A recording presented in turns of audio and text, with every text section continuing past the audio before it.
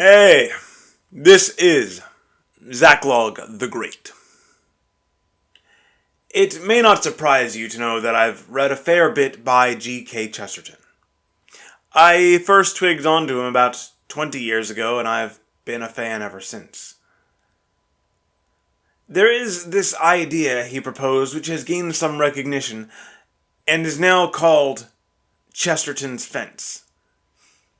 Since he's G.K. Chesterton and I'm not, I'll use his words before I return to give my own thoughts on the matter. In the matter of reforming things, as distinct from deforming them, there is one plain and simple precept, a principle which will probably be called a paradox. There exists in such a case a certain institution or law, let us say, for the sake of simplicity, a fence or gate erected across a road. The more modern type of reformer goes gaily up to it and says, "I don't see the use of this. Let us clear it away." To which the more intelligent type of reformer will do well to answer, "If you don't see the use of it, I certainly won't let you clear it away. Go away and think. Then, when you can come back and tell me that you do see the use of it, I may allow you to destroy it." This paradox rests on the most elementary common sense. The gate or fence did not grow there. It was not set up by somnambulists who built it in their sleep. It is highly improbable that it was put there by escaped lunatics who were for some reason loose in the street. Some person had some reason for thinking it would be a good thing for somebody. And until we know what the reason was, we really cannot judge whether the reason was reasonable.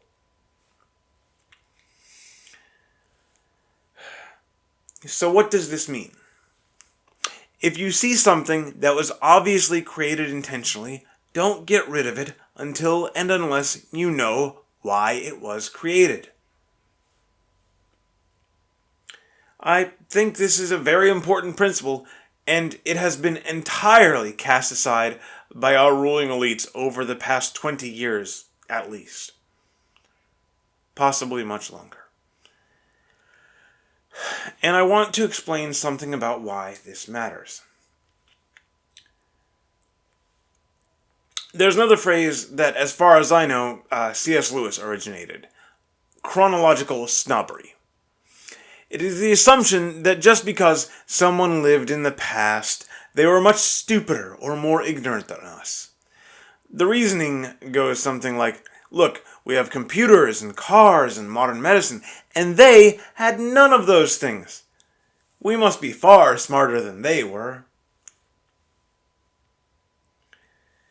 If you genuinely buy into this thinking, you can substantiate it very easily for me. Go build a car by yourself. Create a computer operating system. Perform a surgery. Oh, you can't? Yes, because you didn't build all of these wonderful things around you. You're just the beneficiary of people who designed and built them. And those people, in turn, are the beneficiaries of people from our past. The idea that merely by virtue of living today, we are smarter and more moral than people from 100 or 200 years ago is silly. And Chesterton's Fence forces us to grapple with this. Destroying a standard or institution handed down from the past without consideration for the reason makes perfect sense if you assume that everyone back then was idiots. But they weren't. Frankly, I think there's at least as good an argument to be made that we're degrading rather than improving. Now, this doesn't always mean that a pre-existing institution is good or should not be changed. but it was created for a reason, and we must know what that reason was. Why was sex supposed to be restricted to marriage? There was a reason.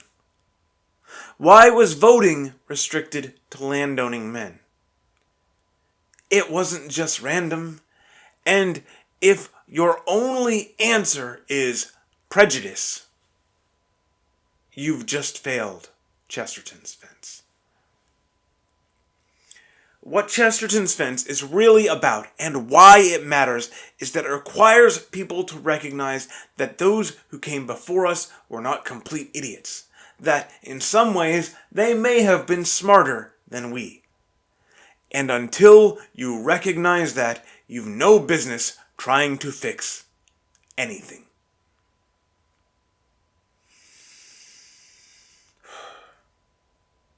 God be with you.